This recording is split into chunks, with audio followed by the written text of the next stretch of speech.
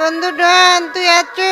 আমাকে অন্যায় ভাবে ধরে নিয়েছে, আমি কিছুই করি নাই, তোরা আমাকে বাঁচা।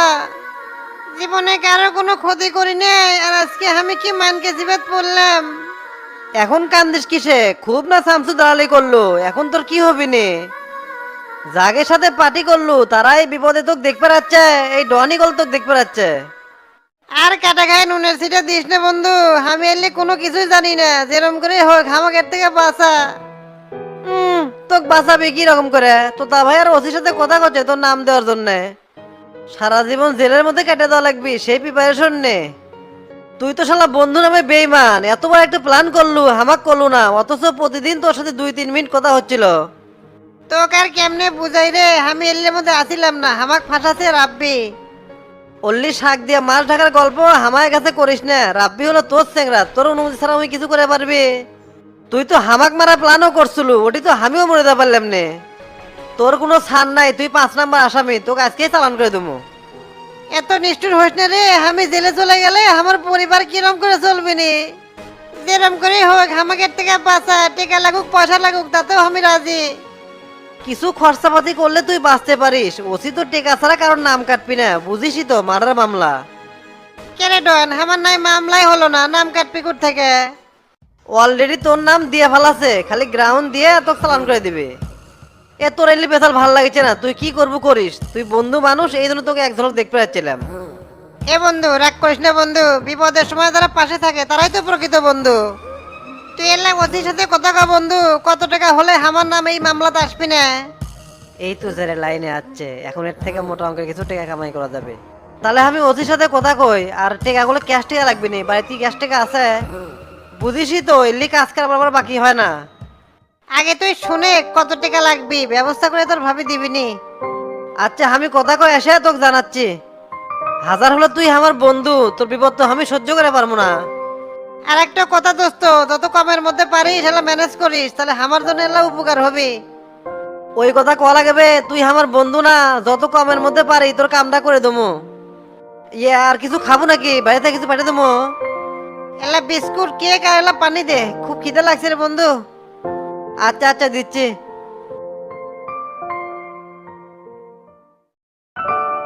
পার্টির সেক্রেটারি তো অনেকবার ফোন দিছিল, দিয়ে অনেক কথাই করলো। কি করছে? নিশ্চয় আমার ব্যাপারে উল্টাপাল্টা কিছু করছে। নেতা হওয়ার পর থেকে ওরাই তো পিছে লাগছে।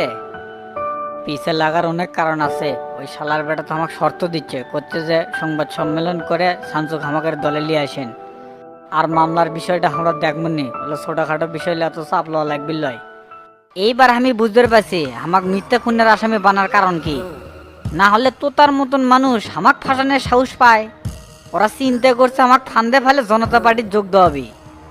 এই শামসু ভাঙবি তা মুশকিবি না, পার্টির সেক্রেটারি আশা গুলে খাওয়া লাগবি।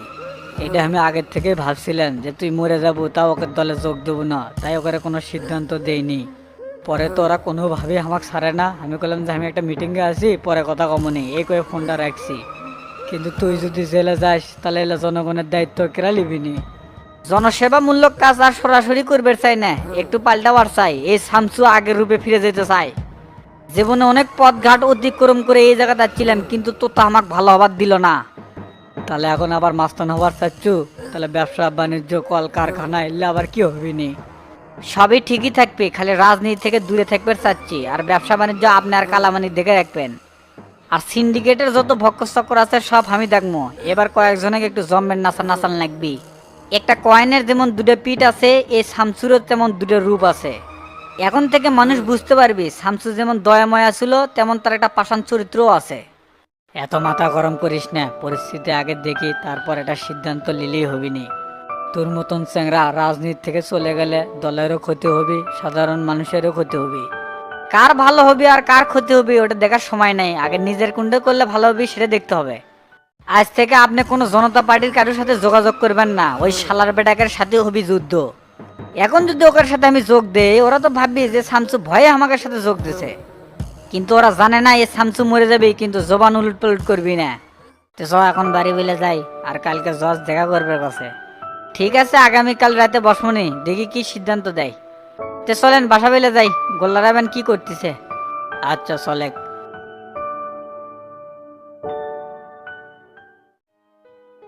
ওসি সাহেব ভিতরে আসমো? হ্যাঁ, দেরে না থেকে বসেন। কি এলে সুনোপুরি ধরে আনিচ্ছেন? এজাহারে জায়গার নাম আছে, তাকে তো একজনকে ধরে বাড়িচ্ছেন না। মামলা করার প্রায় 15 দিন হয়ে গেল, একটা আসামি আজ পর্যন্ত গ্রেপ্তার হলো না। আমাদের কাজ এখন চলমান আছে, অচিরেই গ্রেপ্তার হবে। এত অস্থির হয়েছেন কি জন্যে? আর যাদের গ্রেপ্তার করা হয়েছে তারা কোনো না কোনোভাবে এই মামলার সাথে সম্পৃক্ত। তদন্ত চলতিছে, যারা নির্দোষ তারা অবশ্যই ছাড়া পাবি। কিসের এত তদন্ত করবেন? ব্যাপারটা তো একবারে ক্লিয়ার, খুন শামসু করছে। আর ওই যে অগ্রিম জামিন নিছে সেটা একটু ভালো করে চেক দিন তো, শালা কিন্তু সিটিং আছে। আপনি রাজনীতি করেন কিসের জন্য? দেশ ও দেশের স্বার্থের জন্য আপনার কিন্তু কোনো কর্মকাণ্ড নাই। কথাবার্তা শুনে মনে হয় যে আপনি দেশের শত্রু, কারণ আপনি কাউকে বিশ্বাস করেন না। শামসুর জামিন আছে 4 সপ্তাহ, নেটে সার্চ দিয়ে আমরা বারবার দেখছি। আর আপনার যদি বিশ্বাস না হয় তাহলে আপনিও নেটে সার্চ দিয়ে দেখতে পারেন। আর শুনেন, আমরা তদন্ত করে দেখছি শামসু এর সাথে কোনোভাবেই জড়িত না। তবে এই মারামারি তুই হুকুম দিছে, হুকুমের আসামি দিলে সবচাইতে ভালো হলো নি। দেখেন ওসি সাহেব, 1 বছর ধরে আপনি এই থানা যাচ্ছেন, তাই এখনো আবহাওয়া এবং পরিবেশ বুঝে উঠতে পারেন নাই। শামসুর নামে যে এত ভালো সার্টিফিকেট দিচ্ছেন, শামসুর কাছ থেকে কত টাকা খাচ্ছেন? আমরা পাওয়ার বাড়ির লোক, প্রশাসন আমাদের সাথে না থাকলে আপনাদেরও অসুবিধা, আমারও অসুবিধা। আপনার টাকা লাগুক পয়সা লাগুক হামাক করবেন, আপনার সব চাহিদা আমি মেটামো। লিমিট ক্রস করে কোনো কথা কবেন না। আমি ন্যায় নীতি ও আদর্শ নিয়ে কাজ করি। আমার দীর্ঘ চাকরি জীবনে কোনোদিন হারাম টাকা পেটে ঢুকাই নাই। উপর থেকে আমাকে বারবার সিনিয়র লিডাররা ফোন দিচ্ছে এই মামলার সঠিক তদন্ত করার জন্যে। আমি সেই মোতাবেকই কাজ করতেছি, আপনি কোনো হস্তক্ষেপ করেন না। খুব একবার ন্যায় নীতির কথা শোনাচ্ছেন। মারা গেছে কিন্তু আমার ছোট ভাই, এই মামলা নিয়ে কোনো গাফিলতি কিন্তু আমি মেনে নেবো না। আগে চার্জশিট রিপোর্ট দিই, তারপরে এসে আপনি কথা কেন। এখন আপনি যান। এইরকম 2-4টা পলিটিক্যাল মামলা অনেক সামলাইছে, আজ নতুন না। আচ্ছা ঠিক আছে, দেখি আপনি কি রিপোর্ট দেন। আজ তাহলে উঠলাম, ভালো থাকেন। শালা তো তার কথাবার্তার সাইজ খুব খারাপ, সুযোগ সন্ধান পাইলে ওরও মাজার দড়ি লাগামো। শামসুর মতো চ্যাংরা বিনা দোষে ফাঁসাচ্ছে, বুঝবি এখন না পরে। ঘরের মধ্যে বন্দি জীবন আর ভাল লাগিচ্ছে না, ইনকে করে বসে থাকতে থাকতে মানজায় ব্যথা হয়ে যাচ্ছে।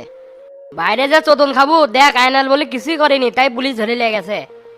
এটা মার্ডার মামলা ভাই, পুলিশ অন্যায় খুঁজিচ্ছে, বাইরে যাওয়া মাত্র কট খেয়ে যাবো। ইদানিং কেমা খুব বড় মানুষের মতো কথা করছু, মাঝে মাঝে তো চিনে পারি না এটা ফটিক না আর কেউ। কারে তুই যে ওস্তাদ আর গুরুর সামনে যে বড় বড় কথা কলু, ওই মারামারি যে তোর জন্য হয়েছে এটা কি তুই ভুলে গেছো? তোক যে ওরা বেধরক ভাবে ধরে মারলো সেটা কি প্রতিশোধ জীবনে নিয়ে পারলু নি? তোরও যে পুটি মাছের আত্মা, সবিক চাচরও সেই পুটি মাছের আত্মা, খালি হামাগরে দলে আসিলু দেখে ম্যারের প্রতিশোধটা নিতে পারলো। সেটাকে আমি অস্বীকার করছি, তবে সেলিমেকে আমরা যে মারটা দিছি সেই মারে তো মরার কথা না। সেলিমও মরলো আর হামাগারে জীবনে শনিও চলে আসলো। সেলিমের মরার পিছনে ষড়যন্ত্র আছে, ওস্তাদেক ফাঁসাবি এটাই হলো মেইন টার্গেট। খালি এই বিপদ থেকে একবার বের হয়ে আসি, তো তাক ধরে পাশা তেমন পোস্ট দিমু যে পাশাই নাই করে দিমু। শালার বেটা বেলে খুব বড় নেতা যাচ্ছে, এবার বুঝে দিমু যে ওস্তাদের সাথে লাগলে তার পরিণাম কিরকম ভয়ানক হয়। শালা করে এমন মারমু, কারা মারছে সেটা বুঝতে পারবি না, কিন্তু ব্যথা ঠিকই হবে। ইস, সেলিমেক দুদিন করে মারা গেল নি, তাহলে তো কামের কাম হলো নি। কেটে মারছে কেউ টের পেল নি না। ওরা যদি খালি হামাগারে না আসে না পারলো নি, তাহলে তো হামাগারের নামে মামলাই হয় না। মুখোশ পরেই তো মেরবার গেছিলাম, তোমার ওই ঢোল পিটানির জন্যই তো সবাই জানা গেছে। আর ক্যাসাল করবার গেছি, তোর এত পেশাল মারা লাগবি কা? বোধহয় মাথাত এক ফোঁটা বুদ্ধি নাই, চুপচাপ মেরে চলে আসমু, তারপর হবি যত পেশাল। অত কি মাথার থাকে রে? তখন আমার বিবেক কাজ করেনি, আবেগ কাজ করছে। আর মারামারি করবে গেলে হই হাল্লা না হয়। যা ভাবিনি তাই ঘটে গেছে, এখন উল্লা ভাবনা চিন্তা করে কি লাভ হবে? হ ঠিকই কছু, যা ঘটে গেছে সেটা কি আর পেশাল বেড়ে ফেরত আসবে? তবে ওস্তাদ কিন্তু কিছুই করলো না। আমি তো ভাবছি দেখা হওয়া মাত্র আমাকে দুইজনে ফ্যানের সাথে টাঙ্গাবি। ধেরবে শামসু ভাই উনকে মানুষই না, বিপদ আপদে মাথা ঠান্ডা করে কাজ করার অভিজ্ঞতা তার অনেক আগের থেকেই আছে। আর শামসু ভাই এটি ভালো করেই জানে ষড়যন্ত্র হচ্ছে, কিছু করার নাই। তে সব বাইরে যে সিগারেট আর চায়ের পাতি কিনে নিয়ে আসি, তাছাড়া রাত আবার কাটবি না হিনে। আচ্ছা চ।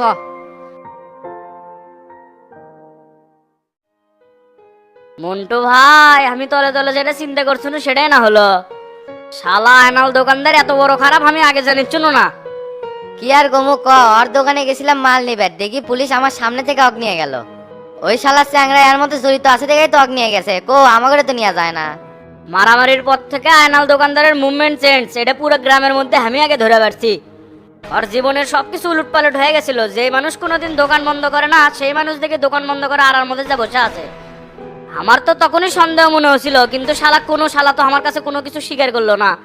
যার চিন্তা তাই করবি। তে তোরা ভাইয়ের থেকে যে টাকা পাচ্ছিল ওটা কি দিছে? না বাল, কোনো টাকাই দেয়নি। প্রথমে দুটো কিস্তি দিল, তারপর থেকে আর কোনো খবর নাই। এলে কি যে করিচ্ছে আমার মাথার তো কিছুই ঢুকিচ্ছে না। টেকা সাবের গেলে উল্টা পাল্টা কারবার করে, আর ডন তো ধরাই দিচ্ছে না। 10 লাখ টাকা দিয়ে আমি যে কি ভুল করছি ভাই, শক্ত চুদন কিনে লিছি। এভাবে কাউকে তোতা ভাই জীবনে কারো টাকা মেরে খায়নি আর খাবিও না। তুমি চাপ নিও না, তোতা ভাইয়ের সাথে আমার দেখা হলে তোমার টাকা তোলার ব্যবস্থা করে দিবনি। তাহলে তো বাপের উপকার হয় ভাই। এই টাকা যদি তুমি তুলে দিবার পাও, যাও, আমি খুশি হয়ে তোমাকে 50,000 টাকা দিব, কথা দিলাম। ঠিক আছে, ব্যাপারটা আমি দেখিচ্ছি। আসসালামু আলাইকুম স্যার। ওয়ালাইকুম আসসালাম। একটু দেখো তো শামসুর কয়দিন জামিনে আছে? স্যার দেখছি আর 2 সপ্তাহ আছে। তে দাঁড়ায় আছেন কেন স্যার? প্লিজ বসেন। না না, বসবো না। শালার বেটা তো তার ছিল আজকে, মিসাই মেজাজটা গরম করে দেয়া গেল। এখন জামিনে থাকা লোকে কিভাবে অ্যারেস্ট করে, নিয়ম অনুযায়ী তো সব কিছু করতে হবে, তাই না? স্যার তো তার মাথা নষ্ট হয়ে গেছে, যখন যেটা মনে হচ্ছে তখন সেটাই করছে। সব কথা ধরলে কি হবো? তে স্যার আয়নাল দোকানদার আর রাব্বির ব্যাপারে কি করবো? ওদের কি আরো জিজ্ঞাসাবাদ করবো নাকি ছেড়ে দেবো? আজকের রাতটা পার হোক, কালকে দেখা যাবে নি। আর গোল্লা ফটিক টেরা এদেরকে ধরতিস না কেন? এরা তো আর জামিনে নাই। স্যার গোপন সূত্রে জানতে পারলাম গোল্লা আর ফটিক ঢাকায় আছে। মিরপুর 2 নম্বর থানার সাথে কথা হয়েছে, অতি শীঘ্রই তাদের অ্যারেস্ট করা হবে। তবে টেরা যে কোথায় আছে এটা এখনো হদিশ করতে পারিনি। তবে আমার মনে হচ্ছে যে ওও ঢাকায় আছে। ইমার্জেন্সি ওদেরকে ধরার ব্যবস্থা কর, আর রাতে যাদের ডিউটি আছে ওদেরকে সব বুঝায় দিও। পলিটিক্যাল ব্যাপার সেপার বুঝোই তো, এই মামলাটা যত তাড়াতাড়ি শেষ করা যায় তাতেই ভালো। আর ডাক্তারের সাথে কি দেখা করছিল? রিপোর্টের খবর কি? গতকালকে ওনার সাথে ফোনে কথা হয়েছে, উনি ছুটিতে আছে, আগামীকাল যেতে বলছে আমাকে। ঠিক আছে, ওনার সাথে কথা বলো, কি হয় না হয় আমাকে জানাও। Okay sir.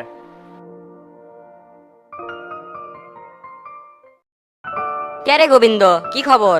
দোকান বন্ধ করে ইনকে বাইরে ঘুরে বেড়াচ্ছ কি জন্যে? কত আর দোকানদারি করি ভাই, কেবলই দোকানটা বন্ধ করে বাইরে আসলাম। তো আপনার কি খবর? এটি একলা একলা বসে আছেন কে? একজনে গাঞ্জা আনবার পাঠাছি তো, তে ওর জন্য এটি বসে আছি। তুই খাবো নাকি? ওল্লা সাড়ে পাঁচ আমি খাই না ভাই, সারাদিন যে ইনকাম করি ডাল ভাত খেতে ওল্লা ফুরা যায়। তুমি মেয়ে তাহলে কি খাওয়া শিখছো? টুকটাক এনে এনজয় না করলে ভালো থাকা যাবে? পলিটিক্স করলে এনা টুকটাক এলে খাওয়া লাগে, নাহলে মাথা ঠিক থাকে না। ভাই আমি তো একটা সিদ্ধান্ত নিছি, রাত করে আপনার সাথে থাকবো আর দিনের বেলা দোকানদারি করবো। যদি আপনি নেন তাহলে আমি 7টা থেকে 8টার মধ্যে আপনার কাছে হাজির হবো। তুই যেহেতু নিজের থেকে আসবারে যাচ্ছ, তাহলে তো আর তোকে না করে পারি না। তবে আর একদিন তুই যে ব্যবহারটা দেখালু রে, খুব খারাপ লাগছে ব্যবহারটা। ওল্লা মনে রাখা যাবে না ভাই, আমরাই তো নিজের ভুল বুঝে পারছি, ওই জন্য তো আপনার কাছে আসছি। এখন থেকে আপনার যত পার্সোনাল কাম আছে সব আমি দি করবো। আচ্ছা দেখ মনি সেটা, তুই এখন এটি আয় বসে। আচ্ছা ভাই বসেছি।